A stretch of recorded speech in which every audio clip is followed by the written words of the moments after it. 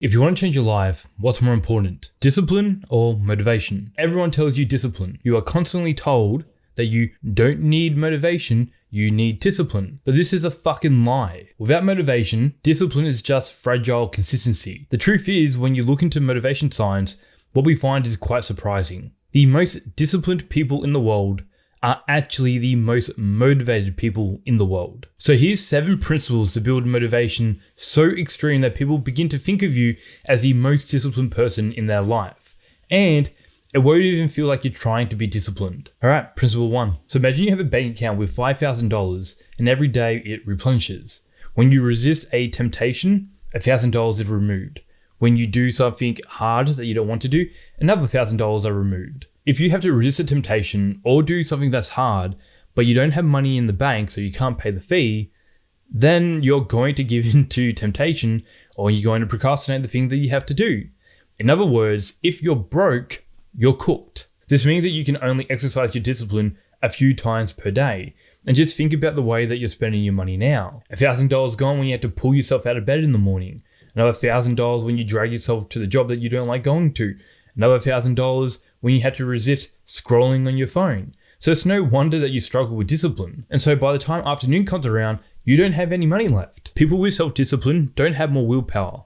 They figured out how to alter their environment ahead of time to make it easier for them later.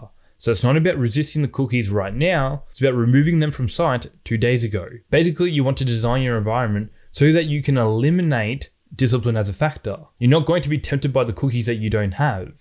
Removing all notifications off your phone is going to reduce temptation about knowing what's happening. And getting a regular sleep cycle is going to make waking up naturally without an alarm way easier. And that's principle 1. Good system design saves your discipline for the unavoidable hard things that you have to do throughout your day. You're trying to eliminate discipline as a factor.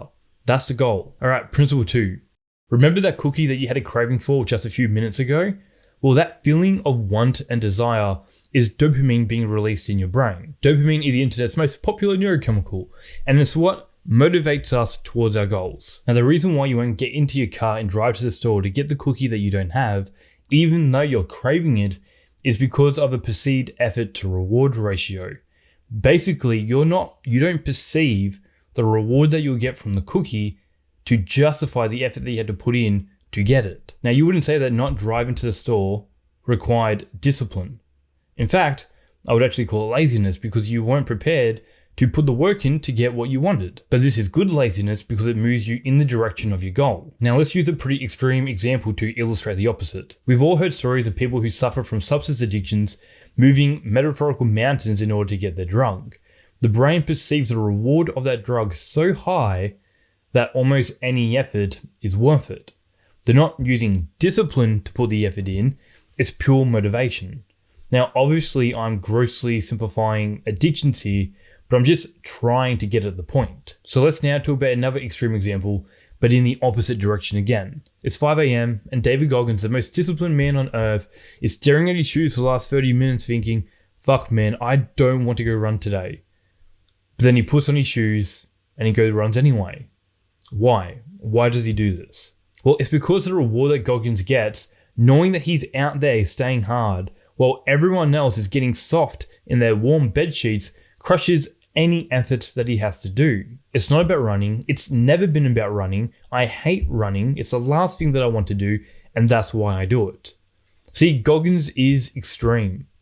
He's addicted to this idea of becoming the baddest man on earth. So imagine how painful it is to resist an addiction to a substance. Well, that's how painful it is for high performers to not perform. The more extreme your addictions, the more you'll sacrifice for those addictions, and that's probably why you wouldn't want to be your heroes. The sacrifice would be a higher price than what most of us would be prepared to pay. The reward just wouldn't justify the effort that we'll have to put in. Now, we don't have to be as extreme as David Goggins. We can scale this back to people who lift weights, eat healthy, and work really fucking hard. They're not as disciplined as what you think they are. They've eliminated discipline as a factor, and that's principle number 2. They've upgraded their addictions. Stop thinking about motivation as this fleeting feeling that you can't rely on, and start thinking about motivation as what motivates you because once you build real motivation, you will upgrade your addictions. And when you have better addictions, you will be way more disciplined without even feeling like you're trying to be disciplined. All right, principle 3. Building motivation is actually a lot like launching a rocket into outer space. According to psychologists, motivation is a collection of 3 skills. The first of which is drive, which is comprised of your internal and external motivators. But rocket fuel won't just spontaneously combust into flames and start producing thrust. No, you need a spark or an igniter that adds heat to create fire. Remember in high school science, to make fire, you need fuel, oxygen, and heat. For us, that igniter can be pain, friction, desire, inspiration. It really doesn't matter what you use as your spark, as long as it provides enough heat to get you to make changes. Back in 2018, I was a completely different person. I hated the way that I looked and the way that I felt. And then I found gym videos on YouTube, and the contrast between who I was and what I wanted to be like lit a fire under my ass. I literally spent days thinking about where my life would go if I didn't make any changes. And I just couldn't stomach this idea of staying this pathetic for the rest of my life. So at that point, I signed up for my university gym. People love to say that you can't rely on motivation, but from my experience, you absolutely can. It's inspiration that you can't rely on, but you only need one spark to start a fire. And then it's just a matter of keeping that fire going. My suggestion is to pick a problem in your life that you don't want to experience anymore, and then obsess over it. You become so fed up with where you are that you would have to change. And that's principle number 3, manufacture a spark to light a fire. All right, principle 4, the difference between a rocket and a bomb is direction. So a bomb releases energy out in all directions, but a rocket concentrates all the released energy for a single point and then pushes the earth away. And let me give you an example to show you why this is important. Outside of competitive sport, I've always struggled to maintain a consistent exercise routine. When I was younger, I tried to get into running, but I couldn't make that stick. And then I tried to get into calisthenics, but I also couldn't make that stick. But for some reason, once I saw those gym videos, and I became so curious about strength training that I had to try, it didn't take long before the gym became my happy place. I found increasing my squat so satisfying that any physique goals that I had, I just forgot about. I was solely focused on increasing my big lifts. And so I kind of got jacked and changed my body by accident. The psychologist and godfather of flow psychology, Mihaly Csikszentmihalyi, calls these type of activities autotelic activities. They are basically activities that we do because we want to do them for their own sake. The reward of the activity is the activity itself. So for me personally, it never took discipline to go to the gym. It was just simply what I wanted to do. If I was tired, I went to the gym. If I was angry, I went to the gym. And on the rare days where I didn't feel like going to the gym, I had so much motivation behind me that it was just easier to go to the gym than to not go. I call this process building a project. And when you have a project that you want to build for its own sake that moves you in the direction of your goal, achieving that goal becomes inevitable. But you can only start this process by following your curiosity. So that's principle number 4.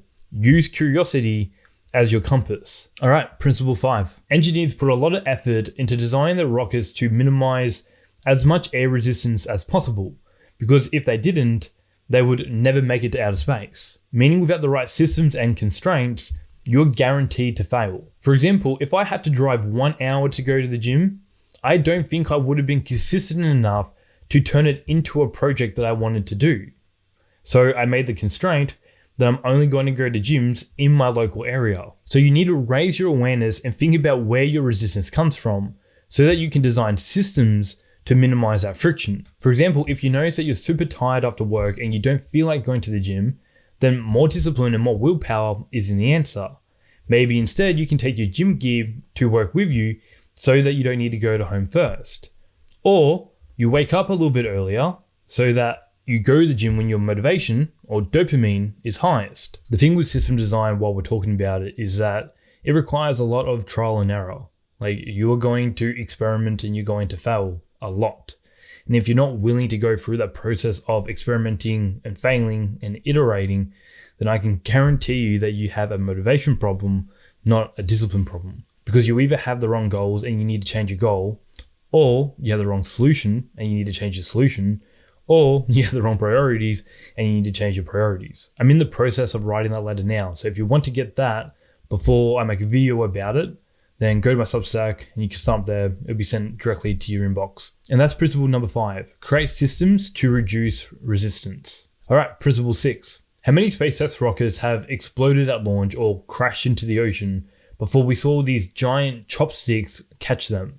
I don't have a number exactly, but it's lots. Literally tens of millions of dollars going up in flames after every failure. So why do people keep trying despite failures, setbacks, and obstacles? Well, the simplest answer is because I want to. I mean, consider the opposite. What else are you going to do? And that's my strongest frame when things are tough. I ask myself, if you're not going to do this, what else are you going to do? And there's just nothing else that I want to do. And so the only option I have is to continue doing what I'm doing. But there's also another element that people just don't talk enough about, and that's self-belief. If you believe you can't make it through the clouds, then you won't. But if there's at least a shred of you that believes that you can, then every failure is seen as a learning and every challenge is seen as an opportunity. And honestly, there's only one way to develop self-belief, and that's to give yourself a stack of evidence to know that you're the type of person who can do things and make shit happen. If you're on level 2, don't take on level 50 quests because you're going to get fucked in the ass and you're not going to want to do that again. Instead, match the quest to your current skill level and then add on 4% more because that's enough to stretch you but without overwhelming you. And that's principle number 6. Use progressive overload to build the second skill in the motivation trifecta, grit. All right, principle 7. So now you reach the point that we've been building towards, escape velocity. Escape velocity is the speed that a rocket has to hit in order to escape the gravitational pull of a planet. Once you hit escape velocity, you can maintain that speed through space indefinitely. In personal development, I call this raising your baseline level of performance.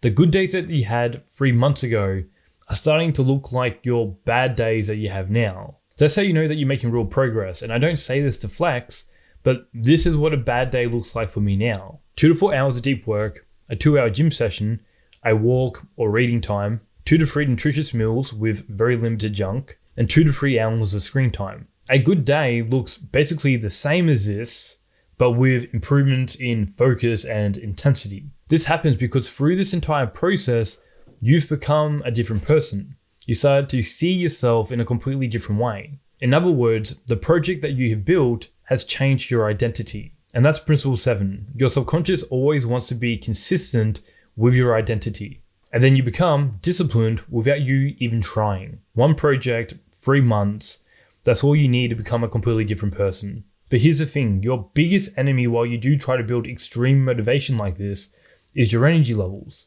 Because if you have low energy, you're going to have low motivation. And if you want to learn how to skyrocket your energy levels so that you can build extreme motivation that will make you way more disciplined, you need to watch this video next.